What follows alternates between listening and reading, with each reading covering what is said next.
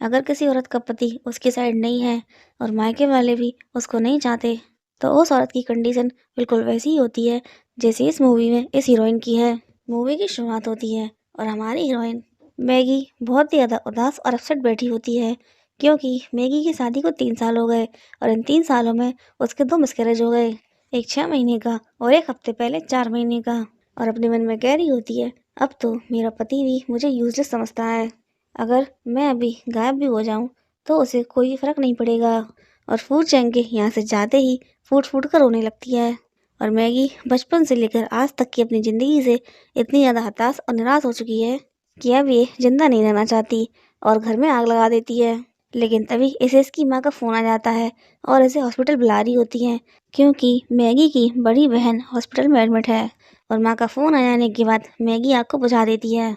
और मैगी के दिमाग में ये बात बैठ गई है कि उसका पति आज भी उसकी बड़ी बहन को पसंद करता है और इन दोनों की शादी एक गलती है। और मैगी ऐसा क्यों सोच रही है, ये हमें मूवी में आगे पता चलेगा। और अब मैगी अपने बचपन के बारे में बता रही होती है। जब मैगी छोटी थी तो इसकी माँ ने जानबूझकर इसे पार्क में छोड़ दिया था। उसके बाद मैगी एक अनाथ आश्रम में आ गई और यहाँ पर एक कपल आता है जिसको बच्चे नहीं हो रहे थे और वो मैगी को गोद ले लेता है। लेकिन उसके बाद ये लेडी प्रेग्नेंट हो जाती है और अब मैगी इन्हें बोझ लगने लगती है, इसीलिए ये लोग मैगी को रास्ते पर छोड़ देते हैं।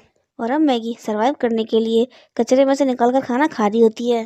तभी एक बूढ़ी औरत यहाँ से जा रही होती है जो मैगी को साल में देखती है और चाहकर भी इसे इग्नोर नहीं कर पाती और फिर मैगी को अपने साथ ले जाती है और बिल्कुल अपनी बेटी की तरह इसका ख्याल रखती है। और मैगी की ज़िंदगी में एकमात्र ऐसी इंसान जिसने मैगी को बिना किसी स्वार्थ के खुशियाँ दी। लेकिन अब बूढ़ी दादी भी नहीं रही और फिर मैगी का फादर भी इसे ढूंढते हुए यहाँ पर आ गया था और ये लोग मैगी को अपने साथ ले जाते हैं। और मैगी को लगता है कि अब उसकी ज़िंदगी में सब कुछ ठीक हो जाएगा, लेकिन नहीं। यहाँ पर आने के बाद मैगी को एहसास होता है कि ये लोग इसे घर में ले तो आए हैं, लेकिन इनके दिलों में मैगी के लिए ना तो कोई परवाह है ना इसकी चाहत। और अब मैगी हॉस्पिटल आती है और देखती है कि उसका पति उसकी बहन का ख्याल रख रहा है और मैगी का एक हफ्ते पहले ही मिसकैरेज हुआ है, जिसकी वजह से ये बहुत ज़्यादा वीक है।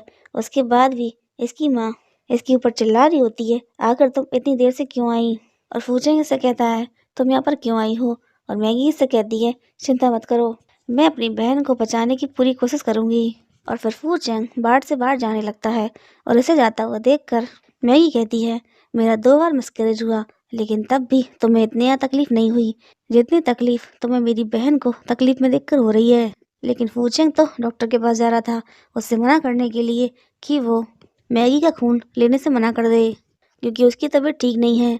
तभी इसको किसी का फ़ोन आ जाता है और इसे ज़रूरी काम की वजह से जाना था और अपने मन में कह रहा होता है, डॉक्टर को मैगी की कंडीशन पता है, इसलिए वो खुद ही उसका खून नहीं लेंगे। और मैगी अपनी बहन के पास जाती है और जैसे ही इसको हाथ लगाने वाली थी, इसकी माँ उसके ऊपर चिल्ला पड़ती है, तुम्हें क्या कर रही हो। और मैगी कहती है, उसके बाल बिखरे थे, मैं तो बस उन्हें ठीक कर रही थी।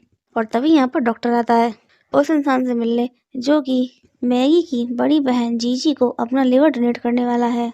लेकिन जैसे ही मैगी को देखता है मना करने लगता है, क्योंकि डॉक्टर को मैगी की कंडीशन अच्छे से पता है। लेकिन मैगी कहती है, डॉक्टर आप चिंता ना करें, मैं सब संभाल लूँगी। और इसकी माँ अपनी बड़ी बेटी के लिए डॉक्टर से गड़गड़ाने लगती है, कैसे भी करके मेरी बेटी की जान बचा लो। और मैगी भी इनकी सगी बेटी है, लेकिन इन्हें मैगी के जीने मरने से कोई फर्क नहीं पड़ता। और अब मैगी फूचेंग को उसका कुछ सामान दे दी होती है जो कि इससे हॉस्पिटल में गिर गया था, लेकिन फूचेंग चुपचाप खड़ा था। और ये देखकर मैगी मन में कहने लगती है, तो अब तुम्हें उन चीज़ों से भी नफरत है जिन्हें मैंने हाथ लगाया। और फिर उस चीज़ को वहीं टेबल पर रख के जाने लगती है, लेकिन फूचेंग इसे रोकता है, इससे कुछ बात करना चाहता है। और मैगी को लगता है कि फूचेंग ये जानना चाहता है कि मैगी का ब्लड उसकी बहन जीजी से मैच हुआ या फिर नहीं। लेकिन फूचेंग इससे कह रहा होता है, मैं कुछ दिनों के लिए काम की वजह से विदेश जा रहा हूँ और तुम अच्छे से अपना ख्याल रखना। लेकिन मैगी फूचेंग को गलत समझ रही होती है और उससे कह रही होती है, चिंता मत करो, मेरी सेहत का मैं अपनी बहन के इलाज पे कोई भी असर नहीं पड़ने दूंगी। और इतना बोलकर जाने लगती है और इसे जाता हुआ देखकर फूचेंग कहने लगता है, आखिर ये अचानक से ऐसी क्यों हो गई। और फिर उस पल को याद करता है जब फूचेंग बार में बहुत ही नशे में होता है और उसकी तबीयत खराब हो रही होती है।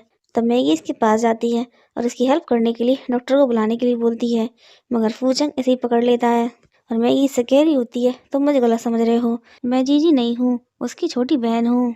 और फूचेंग इससे कहता है, प्लीज़ मेरी हेल्प करो, मैं तुम्हारी जिम्मेदारी लूँगा। और फिर ये दोनों इंटीमेट हो जाते हैं और उसके बाद इन दोनों की लाइफ अच्छी खासी ही चल रही थी। और प्रेग्नेंट हो जाने के बाद मैगी बहुत ही ज़्यादा खुश थी। इन दोनों ने अपने आने वाले बच्चे के लिए बहुत ही ज़्यादा सपने सजाए होते हैं और अब मैगी से कह रहा होता है, जो हुआ उसे भूल जाओ, हम अपनी ज़िंदगी फिर से शुरू करेंगे। मगर मैगी इसको गलती समझ रही होती है और इस बात को इसकी बहन के साथ जोड़ने लगती है। और अब मैगी हॉस्पिटल में होती है और इसकी माँ इसके पास आकर इसकी केयर करने का दिखावा करने लगती है। और आज मैगी इनसे पूछती है, माँ बचपन में क्या सच में मैं गलती से पार्क में छूट गई थी? और ये मैगी का सवाल सुनकर बात को बदलते हुए फ्रूट का बकेट लेकर यहाँ से चली जाती हैं और बहुत ही ज़्यादा हर्ट होकर मैगी मन में कहती है, आपके पास मुझे देने के लिए फ्रूट भी नहीं है। और फूचंग विदेश से लौट कर आ गया था और अपने सेक्रेटरी से पूछ रहा होता है, मेरी बीवी कैसी है? और ये इसे बता देता है, आज सर्जरी है, वो अपनी बहन को लीवर डोनेट कर रही है। और ये बात सुनकर ये जल्दी से भागकर हॉस्पिटल आता है और यहाँ पर इन दोनों की सर्जरी हो रही होती है और डॉक्टर दूसरे डॉक्टर से कह रहा होता है, इसके लीवर में ज़्यादा प्रॉब्लम है, 50% लीवर से काम नहीं चलेगा, हमें कम से कम 70% लीवर चाहिए। और दूसरा डॉक्टर कहता है, अगर हम डोनेटर से 70% लीवर लेंगे तो इससे डोनेट करने वाले की जान खतरे में आ जाएगी। और अब डॉक्टर पेरेंट्स के पास आता है और इस बारे में इन लोगों से पूछता है और मैगी की माँ बिना किसी झिझक के जल्दी से पेपर्स के ऊपर साइन कर देती है। और अब ये लोग मैगी का 70% लीवर ले लेते हैं। और जब तक फूचेंग यहाँ पर आया, ऑपरेशन हो चुका था और फूचेंग मैगी के पास जाना चाहता है, लेकिन जीजी इसका हाथ पकड़ लेती है और मैगी फूचेंग को जीजी के पास खड़ा देखती है और फिर से इसको गलत समझ लेती है। लेकिन फूचेंग को मैगी की बहुत ज़्यादा फिक्र हो रही होती है, लेकिन जीजी इसका हाथ नहीं छोड़ रही थी और फिर ये इसके ऊपर चिल्ला पड़ता है, अभी मेरे पास तुम्हारी बात सुनने का वक्त नहीं है। और मैगी की ऐसी हालत देखकर इसको बहुत ही ज़्यादा गुस्सा आ रहा होता है और अब ये मैगी के पेरेंट्स के पास आकर इनसे सवाल कर रहा होता है, आप लोग जानते थे ना कि 1 हफ्ते पहले उसका मिसकैरेज हुआ है, फिर भी उससे लीवर क्यों ले लिया? लेकिन फूचेंग को अब ये नहीं पता कि इन लोगों ने कितना लीवर लिया है। और मैगी की माँ बहुत ही ज़्यादा बेचारी बनती हुई कह रही होती है, हमारे पास दूसरा ऑप्शन नहीं था।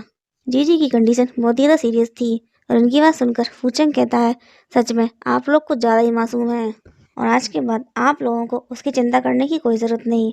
और अब मैगी के पास बैठा होता है और बहुत ही ज़्यादा पछताते हुए इससे सॉरी बोल रहा होता है और उससे कह रहा होता है, मैगी मुझे माफ़ कर दो, हमेशा की तरह मुझे फिर से आने में देर हो गई, लेकिन मेरा विश्वास करो, मैं सिर्फ तुमसे ही प्यार करता हूँ और अपनी सारी ज़िंदगी तुम्हारे साथ ही रहना चाहता हूँ। और फूचेंग दिन रात मैगी के पास रहकर इसका ध्यान रखता है, यहाँ तक कि अपने ऑफिस का सारा काम भी यहीं पर रहकर करता है। और आज ऑफिस में इमरजेंसी होने की वजह से इसको ऑफिस जाना पड़ता है और इसके जाने के बाद मैगी को होश आता है और ये होश में आने के बाद रूम के बाहर खड़ी नर्सों को बात करते हुए सुन लेती है और नर्सेस कह रही होती हैं, इसकी माँ कितनी निर्दयी है, अपनी एक बेटी की जान बचाने के लिए अपनी छोटी बेटी का चुपचाप से 70% लीवर ले लिया। और नर्सेस की बातें सुनने के बाद मैगी मन में कह रही होती है, माँ तो आप मुझसे इतनी ज़्यादा नफरत करती हैं कि मेरे मरने से भी आपको कोई फ़र्क नहीं पड़ता। और अब माँ इसके लिए सूप लेके आती है और मैगी इनसे कहती है, आपको मेरे लिए परेशान होने की ज़रूरत नहीं है, आप मेरी बड़ी बहन का ध्यान रखें। और अब तो मैंने अपना सारा लीवर भी उसको दे दिया है, इसीलिए अब मेरी ज़रूरत ख़त्म होती है। और मैगी के मुंह से ये बात सुनकर इसकी माँ के हाथ काँप जाते हैं और कहने लगती है, ऐसी बातें क्यों कर रही हो, तुम्हारी बहन को हॉस्पिटल से छुट्टी मिल गई है, अब तुम अपना ख्याल रखो। और मैगी इनसे फिर से वही सवाल करती है, क्या बचपन में मैं सच में गलती से ही पार्क में छूटी थी? और अब मैगी के बार बार पूछने पर माँ से बता देती हैं, जब मैगी पेट में थी तब माँ ने मैगी के फादर को किसी और औरत के संग में देख लिया था, क्योंकि इन लोगों के पास पहले से ही एक बेटी थी और मैगी का फादर एक लड़का चाहता था अपने वंश को आगे बढ़ाने के लिए। लेकिन मैगी के माँ के पेट में दूसरा बच्चा भी लड़की था और इसीलिए अपनी आंखों के सामने अपने पति को धोखा देख इन्हें अपने ही बच्चे से नफरत हो जाती है। और जब डॉक्टर इनसे कहती है कि आपको लड़की हुई है तो ये उसकी तरफ देखती भी नहीं, क्योंकि ये चाह रही थी कि काश इन्हें लड़का हो जाता जो इनके कुछ काम आता। और ये अपने पति का तो कुछ भी नहीं बिगाड़ पाती, उन्हीं के साथ में रहती हैं। और जब मैगी 6 साल की हो जाती है तो जानबूझकर उसे पार्क में अकेला छोड़ देती हैं और अपने पति से कह देती हैं कि मैगी कहीं खो गई। और ये सारी बातें अपने ही मुँह से मैगी को बता रही होती हैं और मैगी इनसे कहती है, आज के बाद आपको यहाँ आने की कोई ज़रूरत नहीं है, आज के बाद मैं आपकी ज़िंदगी में दखल नहीं दूंगी। और इन्हें मैगी की परेशानी से कहाँ कोई परेशानी है और मैगी फूट फूट कर रोने लगती है और कह रही होती है, जिस दिन से मैं पैदा हुई उसी दिन से मेरी चाह किसी को भी नहीं। और डॉक्टर के समझाने और मना करने के बाद भी हॉस्पिटल से ज़बरदस्ती छुट्टी ले लेती है। और इसे घर में देखकर फूचेंग कहता है, तुम्हारी तबीयत अभी सही नहीं है और तुमने मुझसे बिना पूछे हॉस्पिटल से छुट्टी क्यों ले ली। और मैगी कहती है, तुम चिंता मत करो, मैं बिल्कुल ठीक हूँ। और फूचेंग मन में कहता है, ठीक है, ऐसी हालत हो रही है कि एक हवा के झोंके से गिर पड़े। और फिर मैगी कहती है, मेरी हालत चाहे जैसी भी हो, उसका असर मेरी बड़ी बहन पर नहीं होगा। और फूचेंग मन में कहता है, आखिर इस सब बात का उससे क्या संबंध। और फिर मैगी से कहता है, मेरा वो मतलब नहीं था, मैं तो बस इतना चाहता हूँ कि तुम स्वस्थ रहो और जब तुम पूरी तरीके से ठीक हो जाओगी तो हम फिर से बच्चे की ट्राई कर सकते हैं। और भड़कते हुए मैगी कहती है, अब हम नहीं कर सकते। और फिर अपनी पिछली 2 प्रेगनेंसी के बारे में बात करने लगती है कि जब मैं प्रेग्नेंट हुई थी तब मेरी कंडीशन कैसी थी और उसके बाद क्या से क्या हो गया। और इसकी बातें फूचेंग से नहीं सुनी जा रही थी और चिल्लाकर कहता है, बस करो, वो सब कुछ मेरी गलती थी, क्योंकि फूचेंग की वजह से किसी दूसरे आदमी को बिजनेस में लॉस हो गया था। और ये फूचेंग को धमकी देता है, तुमने मुझे बर्बाद किया है ना, तो मैं भी तुम्हें नहीं छोड़ूंगा। और मुस्कुराते हुए फूचेंग कहता है, मैं इंतज़ार करूंगा। और फिर फूचेंग अपनी बीवी से बात कर रहा होता है और उसे कह रहा होता है, मुझे कुछ बिजनेस का ज़रूरी काम है, इसीलिए मुझे घर आने में देर हो जाएगी। और उसकी ये सारी बातें ये आदमी सुन लेता है। और घर पर मैगी अपने पति का इंतजार कर रही होती है, तभी ये आदमी अपने गुंडों को लेकर यहाँ पर आ जाता है। और फूचेंग भी अपने घर आ रहा होता है, लेकिन तभी रास्ते में देखता है कि जीजी की कार खराब हो गई है और फिर गाड़ी से निकलकर इसकी हेल्प करने लगता है और अपना फ़ोन और कोट जीजी की कार में ही रख देता है। और मैगी हेल्प के लिए बार बार उसको फ़ोन कर रही होती है और ये गुंडे मैगी का फ़ोन छुड़ाकर फेंक देते हैं। और अब फूचेंग दिखता है कि उसके फ़ोन पर मैगी ने बहुत सारे फ़ोन किए हैं और घबराकर मैगी को फ़ोन लगाता है, लेकिन मैगी फ़ोन नहीं उठाती और फिर जल्दी से घबराते हुए दौड़कर घर जाता है। लेकिन जब तक ये यहाँ पर आया बहुत देर हो चुकी थी। उन लोगों ने मैगी को बहुत ही ज़्यादा हर्ट किया था, जिसकी वजह से अब मैगी का बच्चा मर चुका है। और फूचेंग बहुत ही ज़्यादा दुखी होकर मैगी से माफ़ी मांग रहा होता है कि मैंने आने में देर कर दी और फिर खुद को ही दोषी ठहरा रहा होता है। और जीजी से कहती है, इस सब में तुम्हारी कोई गलती नहीं है, वो लोग जानवर हैं और मेरी वजह से तुम्हें यहाँ आने में देर हो गई, इस सब की जिम्मेदार मैं हूँ। और फूचेंग कहता है, इसमें तुम्हारी कोई भी गलती नहीं है और जिन लोगों ने ये किया है उन्हें इसकी कीमत चुकानी पड़ेगी। और फिर फूचेंग पहले इस आदमी को खूब पिटवाता है और फिर इसे बैंकरप्ट करवाकर जेल भेज देता है और कह रहा होता है, लेकिन इस सबसे हमारा बच्चा वापस नहीं आया। और फिर मैगी दोबारा से प्रेग्नेंट होती है और फूचेंग उसका बहुत ही अच्छे से ख्याल रखता है। और एक दिन फूचेंग के पेरेंट्स और मैगी के पेरेंट्स इन लोगों से मिलने के लिए यहाँ पर आते हैं और मैगी और फूचेंग अपने पहले बच्चे का दुख भुलाकर इस बच्चे के संग बहुत ही ज़्यादा खुश होते हैं। मगर ये खुशी भी ज़्यादा देर तक नहीं टिकी, क्योंकि जीजी यहाँ पर अपने साथ एक कुत्ते को लेकर आती है और फूचेंग की मदर इसको वार्न करती है, मैगी प्रेग्नेंट है और ऐसे में किसी बाहर के कुत्ते का यहाँ पर आना सही नहीं है। मगर मैगी की माँ कहती है, आप चिंता ना करें, जीजी डॉग को कंट्रोल में रखेगी। और तभी एक मेड कुत्ते को देखकर डर जाती है और कुत्ता आउट ऑफ कंट्रोल हो जाता है और जीजी इसको नहीं संभाल पा रही थी। और फिर फूचेंग इसकी हेल्प करने के लिए जाता है और फिर कुत्ता जीजी के हाथ से छूटकर सीधा मैगी के पास आता है, जिसकी वजह से मैगी गिर पड़ती है। और फूचेंग जीजी के पास खड़ा था और मैगी मन में कह रही होती है, तुमने ऐसे वक्त में भी पहले मेरी बहन को सेव किया। और फिर फूचेंग जल्दी से मैगी के पास आता है और जीजी कहती है, ये मेरी गलती है, मुझे कुत्ते को यहाँ पर लाना ही नहीं चाहिए था। और फूचेंग चिल्लाते हुए इससे कहता है, अब ये बात कहने का क्या फ़ायदा। और इस कंडीशन में भी मैगी के पेरेंट्स को मैगी की 1% भी चिंता नहीं थी। अब मैगी चुपचाप रूम के अंदर चली जाती है और बलक बलक के रोने लगती है और फूचेंग रूम के बाहर बेबस और मायूस खड़ा था। और अब सवा मैगी रूम से बाहर निकल के आती है और फूचेंग को इग्नोर कर रही होती है और फिर फूचेंग से पूछती है, क्या आज तुम फ्री हो। और फूचेंग से कहता है, हाँ मैं बिल्कुल फ्री हूँ, तुम जब तक चाहो मैं तुम्हारे साथ रह सकता हूँ। और मैगी कहती है, ज़रूरत नहीं है, मैं तो बस ऐसे ही पूछ रही थी, मुझे शांति ज़्यादा पसंद है। और फिर से रूम के अंदर जाकर गेट लगा लेती है और फूचेंग इसके लिए सूप बनाकर लाता है और मैगी इससे कहती है, दरवाजे के बाहर ही रख दो। और सुबह से शाम हो जाती है, लेकिन मैगी सूप को नहीं उठाती। और अब इसे अपने सेक्रेटरी का फ़ोन आता है, इसके विदेश वाले बिजनेस में कुछ गड़बड़ हो गई थी, जिसकी वजह से इसको इमरजेंसी में विदेश जाना पड़ेगा। और अभी अपना सामान पैक कर रहा होता है और मैगी इसे सामान पैक करता देख मुस्कुरा कर कह रही होती है, आखिरकार इसे घर से बाहर जाने की वजह मिल ही गई। और इससे कहती है, एक बैग में सारा सामान नहीं आएगा। और फूचेंग इससे कहता है, मैं घर छोड़कर नहीं जा रहा, बस कुछ दिनों के लिए इमरजेंसी की वजह से विदेश जा रहा हूँ, जल्दी से प्रॉब्लम को सॉल्व करके 15 दिन के अंदर वापस आ जाऊँगा। और अब मैगी इसका बैग पैक करने में इसकी हेल्प करती है और फूचेंग मन में कहता है, मुझे उम्मीद है इस बार जब मैं विदेश से लौट कर आऊँगा तो हम दोनों के बीच फिर से सब कुछ नॉर्मल हो जाएगा। और अब फूचेंग अपना बैग लेकर जा रहा होता है। तभी मैगी पीछे से उसको टोक देती है और उससे कह रही होती है, मुझे माफ़ कर दो, मुझे पता था कि तुम मेरी बहन को पसंद करते हो और वो भी तुम्हें पसंद करती है, लेकिन ये बात मैंने तुम्हें उस वक्त नहीं बताई। और फूचेंग इससे कहता है, अब इन बातों का कोई मतलब नहीं है, सच्चाई ये है हम दोनों पति पत्नी हैं। और क्या तुम मुझे जाते हुए गुड लक विश नहीं करोगी? मगर मैगी इसके पास आकर इसको गले नहीं लगाती, दूर से ही इसे गुड लक बोल देती है। और अब फूचेंग यहाँ से चला जाता है और फूचेंग के जाते ही मैगी फूट फूट कर रोने लगती है और कह रही होती है, अब मैं कभी भी दोबारा बेवकूफ़ नहीं बनूंगी। और अब अपने बच्चों की अल्ट्रासाउंड रिपोर्ट को सीने से लगाकर कह रही होती है, अब तुम लोग अकेले नहीं रहोगे, तुम्हारी मम्मा भी तुम्हारे पास आ रही है। और फिर घर में आग लगा देती है। और यहाँ पर फू चैंग अपनी फ्लाइट का वेट कर रहा होता है, लेकिन ऐसा फील होता है जैसे कुछ गलत है और अपने सेक्रेटरी को विदेश अकेले जाकर ही काम संभालने को बोलता है और फिर जल्दी से भागकर घर आता है। और यहाँ पर लोग आदत से मजबूर दूसरे का जलता हुआ घर देखकर वीडियो बना रहे होते हैं।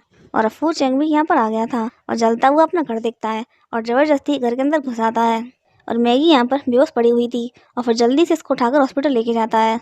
और मैगी को चेक करके डॉक्टर्स को सॉरी बोल देते हैं, क्योंकि मैगी पहले से ही वीक थी और धुएं की वजह से उसका दम घुट गया था। और अब बहुत ही ज़्यादा दुखी होकर रोते हुए इससे कह रहा होता है, मुझे माफ़ कर दो, मुझे फिर से आने में देर हो गई। और फिर इसे मैगी के हाथ में अपने बच्चों की अल्ट्रासाउंड रिपोर्ट मिलती है और इसे बहुत ज़्यादा रिग्रेट होता है और कह रहा होता है, तुमने कहा था मुझे शांति पसंद है, तो तुम्हारी बात का ये मतलब था, तुमने आत्महत्या करने की प्लानिंग बहुत पहले ही कर ली थी। मैं बेवकूफ़ कुछ भी नहीं समझ पाया और अपने हाथों से ही अपना घर बर्बाद कर लिया। और अब मैगी का फ्यूनरल होता है और मैगी की नौटंकी माँ सबको दिखाने के लिए फूट फूट कर रो रही होती है और कह रही होती है, बेटी अब हम तुम्हारे बिना कैसे जिएंगे। और यहाँ खड़े ये दोनों बकवास कर रहे होते हैं कि आखिर कोई इतनी कम उम्र में ऐसे कैसे मर सकता है, लेकिन सुना है कि इन दोनों की शादी जिम्मेदारी की वजह से हुई थी, इनके बीच में कभी प्यार नहीं था। कोई बात नहीं, अगर कोई चला गया है तो अब वक्त है नई जिंदगी शुरू करने का। और फूचेंगी इन लोगों की बकवास बिल्कुल भी अच्छी नहीं लगती और इन दोनों से कहता है, आज मेरी पत्नी का फ्यूनरल है और आप हमारे रिश्ते पर टिप्पणी करके मुझे बधाई दे रहे हैं, तो मुझे ऐसी बधाई की कभी भी ज़रूरत नहीं है, आप दोनों यहाँ से जा सकते हैं। और अब सारे लोग मैगी को रिस्पेक्ट देकर चले जाते हैं और सबके चले जाने के बाद मैगी की माँ अपना मुंह खोलती है और कहती है, जो एक बार चले जाते हैं वो कभी लौट कर नहीं आते और मैगी के बारे में सोच सोच कर तुम अपनी तबीयत खराब मत करो। तुम पहले जीजी को पसंद करते थे तो उसके साथ एक नया जीवन शुरू कर सकते हो। और इनकी ऐसी बातें सुनकर फू चैंग के तन बदन में आग लग जाती है और फूचेंग कहता है, मेरी पत्नी का अभी अभी फ्यूनरल हुआ है, हम उसकी कबर के सामने खड़े हैं और आप मुझसे ऐसी बातें कर रही हैं, सच बताइए वो आपकी सगी बेटी थी या फिर नहीं। और फिर जीजी के फादर से कहता है, आज से हमारे परिवारों के बीच जो भी रिश्ते थे, जो बिजनेस था, सब खत्म और अब जल्दी से जल्दी यहाँ से चले जाइए। और अब तड़पते हुए मैगी से कह रहा होता है, आज इन लोगों की बातें सुनकर मुझे समझ में आ रहा है कि तुमने कितना झेला होगा। इन लोगों के अंदर तुम्हारे लिए प्यार तो छोड़ो, इंसानियत भी नहीं है। आखिर आज से पहले मुझे सब कुछ फील क्यों नहीं हुआ? अभी भी जरूर कुछ ना कुछ ऐसा है जिसके बारे में मैं अभी तक नहीं जानता। और फिर अपने सेक्रेटरी से फ़ोन करके कहता है, मैगी की जन्म से लेकर आज तक की सारी ज़िंदगी की मुझे जानकारी चाहिए कि आज तक उसके संग क्या क्या हुआ, उसने क्या क्या झेला है। और फिर मैगी से कहता है, चिंता मत करो, अगर इन लोगों ने तुम्हारे संग कुछ भी गलत किया है तो मैं इन्हें छोड़ूंगा नहीं। और अब अपने घर आता है और हॉल की कंडीशन देखकर इसे मैगी की याद आने लगती है और अब अपने रूम में आता है और यहाँ आकर इसको कुछ पेपर्स मिलते हैं जो कि डिवोर्स पेपर्स हैं जो मैगी ने इसके लिए छोड़े हैं। और डिवोर्स पेपर को देखकर कह रहा होता है, दूसरा मिसकैरेज होने के बाद तुम मुझसे इतनी ज़्यादा नफरत करने लगी। और फिर पास्ट की बातों को याद करता है। एक रात 7 बजाने के बाद मैगी इसके साथ रहने लगी और इसका बहुत ज़्यादा ख्याल रखने लगी। और जिस दिन इन दोनों की शादी थी, इसने आकर मैगी से पूछा था, क्या तुम्हारी बहन किसी को पसंद करती है? लेकिन मैगी ने इससे झूठ बोल दिया था, नहीं। और फिर जब मैगी का दूसरा मिसकैरेज हो गया था, उसके बाद एक कॉकटेल पार्टी में ये दोनों टकरा गए, जहाँ पर जीजी बहुत ज़्यादा नशे में थी और नशे में होने की वजह से इससे कह देती है, मैं तुम्हें हमेशा से ही बहुत ज़्यादा पसंद करती हूँ। और ये बात जानकर ये बहुत ही अपसेट हो जाता है और अपने दोस्तों से इसके बारे में बात कर रहा होता है।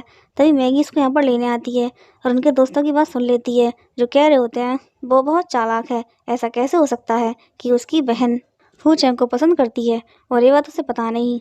और फिर मैगी अंदर आकर फू चैंग को ऐसे ले जाती है और फू चैंग भी चुपचाप इसके संग चल देता है, लेकिन जैसे ही बाहर आता है इसे खुद से दूर कर देता है और इससे पूछता है, ऐसी और कितनी बातें हैं जो तुमने मुझसे छुपाई हैं। और मैगी के पास कोई भी जवाब नहीं होता। और जब ये नशे में रोड पर अकेला जा रहा होता है, तब जीजी आकर उसकी हेल्प करने लगती है और बाहर आकर मैगी भी इन दोनों को साथ में देख लेती है और साथ देखकर मुंह फेर कर यहाँ से चली जाती है।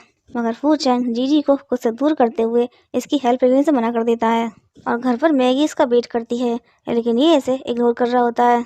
और अब मैगी भी इसकी नाराज़गी को एक्सेप्ट कर लेती है और इसे ना ही तो फ़ोन करती है ना मैसेज करती है। और ये पिछले 3 दिनों से अपने घर नहीं गया था और ये अपसेट होकर कह रहा होता है, आज 3 दिन हो गए लेकिन इसने अभी तक मुझे एक मैसेज तक नहीं किया। और तभी इसे मैगी का मैसेज आता है और ये थोड़ा खुश हो जाता है, लेकिन मैसेज को पढ़ते ही इसकी हंसी गायब हो जाती है क्योंकि मैसेज में लिखा था, हम दोनों डिवोर्स ले लेते हैं। और मैसेज पढ़ते ही ये जल्दी से भागकर घर आता है और मैगी से कहता है, अगले महीने हमारी कंपनी की 30वीं सालगिरह है और मेरी पत्नी होने की हैसियत से तुम्हें मेरे साथ रहना होगा। और मैगी इसको हाँ कर देती है और मैगी की हाँ सुनकर ये थोड़ा शांत हो जाता है और इसको लगता है कि अब इसके बाद मैगी कभी भी तलाक का जिक्र दोबारा नहीं करेगी, क्योंकि भले ही फू चैंग पहले जीजी को पसंद करता हो लेकिन शादी के बाद अपनी बीवी से पूरी तरह ईमानदार था और इससे बहुत ज़्यादा प्यार करने लगा था। और सच्चाई जानने के बाद बस थोड़ा अपसेट हो गया था और इसकी इसी नाराज़गी की वजह से मैगी बहुत ज़्यादा डिप्रेशन में चली गई थी। और जब भी मैगी ने फू चैंग को जीजी के साथ देखा, गलतफहमियां और दूरियां बढ़ती चली गईं। और अब इसके सेक्रेटरी ने मैगी की सारी हिस्ट्री का पता लगा लिया था कि जब मैगी 6 साल की थी तब उसकी माँ ने जानबूझकर उसे पार्क में छोड़ दिया था और सर्जरी के दौरान 70% लीवर ले लिया। और ये सारी बातें जानकर फू चैंग गुस्से से भर जाता है और अब उसका सेक्रेटरी को बताता है, मैडम की माँ ने उनका ख्याल रखने के लिए हॉस्पिटल में एक नर्स को हायर किया था और वो नर्स बार बार जानबूझकर मैडम के सामने आपके खिलाफ बातें करती थी और उन्हें और भी ज़्यादा उकसाती थी। और अब फू चैंग को इन लोगों को हर तरीके से बर्बाद करना था। और अब मैगी की माँ को फ़ोन लगाता है और इनसे कहता है, मैगी के फ्यूनरल वाले दिन आप जो कुछ भी कह रही थी बिल्कुल सही कह रही थी, मैं सब कुछ भुलाकर जीजी के साथ लाइफ में आगे बढ़ना चाहता हूँ। और फू चैंग के मुंह से ये सारी बातें सुनकर मैगी की माँ खुशी के मारे पागल हो जाती है। और अब फू चैंग एक पार्टी देता है और इसमें अनाउंस करता है कि जीजी मेरी फियांसे है और हम दोनों बहुत जल्द शादी करने वाले हैं। और माँ पिताजी बहुत ज़्यादा खुश होते हैं कि इस शादी से उनकी बेटी खुश रहेगी और फू चैंग की हेल्प से बिजनेस में प्रॉफिट होगा। और अब ये लोग जा रहे होते हैं और जीजी इससे पूछ रही होती है, अब हम कब मिलेंगे। और फू चैंग भी इससे बड़े प्यार से कहता है, आज तुम बहुत थक गई होगी, जाकर आराम करो, हम कल मिलेंगे। और अब इन लोगों के जाने के बाद कह रहा होता है, मैगी अब शायद मैं जो करने वाला हूँ उसके लिए मुझे अपनी अंतरात्मा को कुचलना पड़े, लेकिन मैं तुम्हारे हर दर्द का बदला इन लोगों से सुसमेत लूंगा। और फू चैंग इन लोगों के साथ घुलने मिलने की बहुत अच्छी एक्टिंग कर रहा होता है और फू चैंग के सेक्रेटरी ने इस नर्स को ढूंढकर यहाँ पर बांध के रखा था।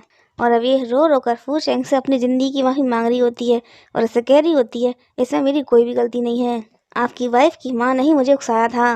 और मैगी की माँ ने इस नर्स से कहा था कि मेरी बेटी की तो मिसकैरेज हो गए हैं क्योंकि मेरा दामाद बहुत ही बेकार इंसान है, लेकिन उसके बाद भी मेरी बेटी उसे नहीं छोड़ रही। अब तुम बताओ, एक माँ होने के नाते मैं अपनी बेटी को ऐसे जल्लाद के संग कैसे देख सकती हूँ। और उनकी बातों में आकर नर्स इनकी बात मान लेती है। और अब फू चैंग नर्स से पूछता है, आखिर तुमने उसे किस तरीके से उकसाया। और नर्स कहती है, मैंने वही कहा जो उन्होंने मुझसे कहने के लिए कहा, कभी आपकी पत्नी के सामने और कभी सुनाने के लिए उनसे कहा कि आप अपनी पत्नी को इस हाल में छोड़कर उसकी बड़ी बहन के बाड़ में हैं और अब आपको अपनी पत्नी से कोई भी उम्मीद नहीं है कि वो आपको बच्चा पैदा करके दे सकती है और इसीलिए आपने अपने अजन्मे बच्चे के लाए हुए कपड़े और खिलौने डस्टबिन में फेंक दिए हैं। और इसी तरह की और ही बातें कही जिससे कि वो मजबूर होकर आपको डिवोर्स दे दे। और अब फू चैंग को मैगी के डिप्रेशन का असली कारण पता चलता है कि आखिर मैगी के दिमाग में ये बात क्यों बैठ गई कि फू चैंग आज भी जीजी के पास ही वापस जाना चाहता है। और मैगी की माँ चाहती थी कि किसी भी तरीके से इन दोनों का रिश्ता बर्बाद हो जाए और जीजी और फू चैंग हमेशा के लिए एक हो जाएं। और नर्स की बातें सुनकर फू चैंग को अपनी सास की मनसा का आभास हो जाता है। और अब ये नर्स फू चैंग के सामने अपनी ज़िंदगी की भीख मांग रही होती है और फू चैंग इससे कहता है, मैं तुम्हें छोड़ दूंगा मेरा काम होने के बाद। मैगी का फादर फू चैंग को फ़ोन लगाता है और बिजनेस के लिए पैसे मांग रहा होता है और फू चैंग इसे कह देता है, आप चिंता ना करें, मैं सब संभाल लूँगा, आखिर हम सब एक परिवार हैं। और अब ये लोग बहुत ही ज़्यादा खुश होकर सगाई की शॉपिंग कर रहे होते हैं और आज सगाई होती है और सगाई में आए सारे मेहमान इन लोगों के बारे में गॉसिप कर रहे होते हैं कि एक की पत्नी मर गई और एक की बेटी। और ये लोग कितनी ज़्यादा बेशरम है कि अभी 6 महीने भी नहीं बीते और अब नई खुशियाँ मना रहे हैं। और अब फू चैंग सबसे कहता है, आज बहुत ही ज़्यादा खुशी का दिन है और आज के दिन मैं आप सबको कुछ दिखाना चाहता हूँ। और अब यहाँ पर नर्स का रिकॉर्ड किया हुआ वही वीडियो प्ले हो जाता है जो मैगी की माँ की सारी सच्चाई बता रही होती है। और इसमें वो वीडियो भी होता है जब मैगी का फादर किसी और को किस कर रहा होता है और साथ में वो पेपर्स भी होते हैं जिसमें मेंशन था कि मैगी का 70% लीवर धोखे से ले लिया गया। और अब मैगी की माँ चिल्ला चिल्ला कर कहने लगती है, ये सब झूठ है, ये वीडियो झूठ है। और फूचेंग कहता है, ये सब झूठ है तो क्या ये भी झूठ है? जब वो 6 साल की थी तब आपने उसे जानबूझकर पार्क में छोड़ दिया था। और यहाँ खड़े लोग कहने लगते हैं, धोखे से 70% लीवर ले लिया, ये तो किसी की हत्या करने के बराबर है। मतलब कोई भी माँ ऐसा कैसे कर सकती है? ये औरत तो सच में बहुत ज़्यादा निर्दयी और बेशरम है। और मैगी का फादर मैगी की माँ से कहता है, तुमने उसे जानबूझकर पार्क में छोड़ा था। बदमाश औरत, वो मेरी भी बेटी थी। और मैगी की माँ कहती है, तुम्हारी ऐसा कहने की हिम्मत कैसे हुई कि वो तुम्हारी बेटी है? सब कुछ तुम्हारी वजह से हुआ। जब तुम बाहर दूसरी औरतों से नाजायज संबंध बना रहे थे, नाजायज बच्चे पैदा कर रहे थे, तब तुमने इसके बारे में नहीं सोचा? और इनकी बातें सुनकर मेहमान कहते हैं, भला कोई औरत इतनी निर्दयी कैसे हो सकती है कि अपने पति का सारा गुस्सा अपने बच्चे पर निकाल दे? और पति ने वंश को आगे बढ़ाने के लिए बाहर किसी और औरत के संग में नाजायज बच्चे को पैदा किया। और फूचेंग इनसे कहता है, आप जिस नाजायज बच्चे से अपने वंश को आगे बढ़ाने की उम्मीद कर रहे हैं, असल में वो आपका खून है ही नहीं। और इस बात पर मैगी का फादर विश्वास नहीं कर पाता। और मैगी की माँ बहुत ज़्यादा खुश हो जाती है और इससे कह रही होती है, इसे कहते हैं असली न्याय। और अब ये दोनों खिसा खिसा कर एक दूसरे को गाली देकर आपस में ही लड़ने लगते हैं। और इन दोनों को कुत्ते बिल्ली की तरह लड़ता देखकर मेहमान बहुत ही मजे ले रहे होते हैं। और जीजी फुचेंग से कहती है, तुमने सब कुछ हम लोगों से बदला लेने के लिए किया, लेकिन मेरा विश्वास करो, मैं तुमसे बहुत ज़्यादा प्यार करती हूँ। और फुचेंग इससे कहता है, तुम मुझसे प्यार करती हो, लेकिन मेरी नज़रों में तुम सबसे ज़्यादा कसूरवार हो, क्योंकि मैगी के साथ जो कुछ भी हुआ तुम उसे चुपचाप देखती रही। वो जितनी ज़्यादा तकलीफ़ें झेल रही थी, तुम उतनी ही ज़्यादा आनंद में थी। तुमने कभी भी उसके दुख को नहीं समझा, यहाँ तक कि खुद जिंदा रहने के लिए उसकी ज़िंदगी खा गई। मगर जीजी अब भी इससे यही कहती है, मैं तुमसे सबसे ज़्यादा प्यार करती हूँ। और फूचेंग इससे कहता है, अगर मेरी ज़िंदगी में मैगी ना भी होती तब भी मैं कभी भी ऐसी लड़की से प्यार नहीं करता जो अपनी खुशियों के लिए अपनी बहन की लाश पर खड़ी हो। और अब जीजी से फूचेंग की बातें बर्दाश्त नहीं हो रही थी और यहाँ से भाग जाती है। और मैगी का फादर फूचेंग से कहता है, तुम्हें लगता है कि तुम ये सब करके हमें बर्बाद कर रहे हो, लेकिन इसमें तुम्हारा भी नुकसान है। और फूचेंग कहता है, तुम्हें सच में लगता है कि मुझे पैसों की परवाह है? और अपने सेक्रेटरी से कहता है, इनसे सारा कर्जा वसूलने की तैयारी करो। और अब ये लोग पूरी तरीके से बर्बाद होकर और अपनी बेइज्जती करवा कर ऐसे चले जाते हैं। और अब सेक्रेटरी आकर फूचेंग को बताता है कि कल रात अचानक से उन लोगों का एक्सीडेंट हो गया, जिसमें मैगी के फादर की जान चली गई है और उसकी माँ की हालत बहुत गंभीर है। उन्हें बहुत ही ज़्यादा चोटें आई हैं और अपनी बची हुई सारी ज़िंदगी उन्हें व्हीलचेयर पर बितानी पड़ेगी। और उन लोगों का एक्सीडेंट फूचेंग ने ही कराया है। और अब यहाँ पर जीजी आती है और इससे कहती है, मेरे पेरेंट्स का एक्सीडेंट तुमने ही कराया है ना? और ये कहता है, तुम उनके लिए यहाँ पर न्याय मांगने आई हो? और जीजी कहती है, बिल्कुल नहीं, मैं तो ये पूछने आई हूँ कि मेरी बारी कब है, तो मेरे संग क्या करोगे? और फूचेंग इससे कहता है, जब तुम सब कुछ जानती हो तो फिर यहाँ क्यों आई हो? खुद से ही कहीं जाकर क्यों नहीं मर जाती? और फूचेंग की बातें सुनकर जीजी कहती है, समझ गई, और फिर ऐसे जाने लगती है। और फूचेंग इससे कहता है, एक बात हमेशा याद रखना, तुम सिर्फ और सिर्फ उसके लीवर की वजह से जिंदा हो। लेकिन सजा के तौर पर फूचेंग ने जीजी को चाइना के पहाड़ी इलाकों में एक आम इंसान की तरह छोटे बच्चों को पढ़ाने के लिए टीचर बनाकर भेज दिया था। और अब बिजनेस के काम से विदेश जा रहा होता है और सपने में ये अपने परिवार को दिखता है, अपनी बीवी और साथ में 2 बच्चे। और ये लोग बहुत ज़्यादा खुश होते हैं। लेकिन तभी अचानक से इसकी आँख खुलती है, क्योंकि प्लेन में कुछ गड़बड़ होने लगी थी, जिसकी वजह से घबराकर सभी अपने ऑक्सीजन मास्क लगा लेते हैं। मगर ये अपना ऑक्सीजन मास्क नहीं लगाता और मुस्कुराते हुए कह रहा होता है, अब हम दोनों कभी दोबारा अलग नहीं होंगे। गाइस, अगर मन में कोई गलतफहमी है तो सामने वाले से खुलकर बात करना बहुत ज़रूरी हो जाता है, क्योंकि अगर हम किसी थर्ड पार्टी की बातें सुन रहे हैं तो एक बात याद रखना, थर्ड पार्टी हमेशा काम खराब करती है। अगर आपको मूवी पसंद आई हो तो please like, subscribe, comment and share. Thank you for watching.